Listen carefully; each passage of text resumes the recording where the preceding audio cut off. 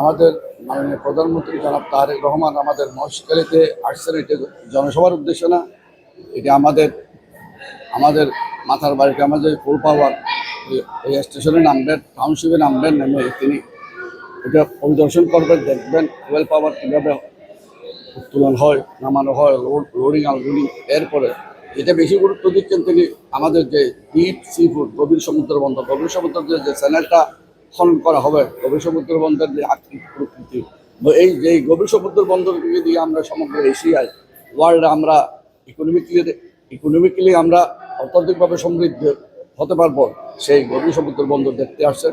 সেই জন্য আমরা মহেশখালীবাসী, বিশেষ করে আমি আমি বাংলাদেশ জাতীয়তাবাদী দলের এমপি হিসাবে আমরা কক্সবাজারবাসী আমরা ধন্যবাদ জানাচ্ছি, উচ্ছ্বসিত আমাদের মহেশখালী কুতুবদিয়ার মানুষ, সমগ্র কক্সবাজারের মানুষ, যে আমাদের মহেশখালীতে যে মিডিয়া, যে আমাদের ইকোনমিক হাব হবে, আমাদের এলএনজি স্টেশন, আমাদের আমাদের গভীর সমুদ্র বন্দর, আমাদের এসপিএম, আমাদের আবার রিজার্ভ।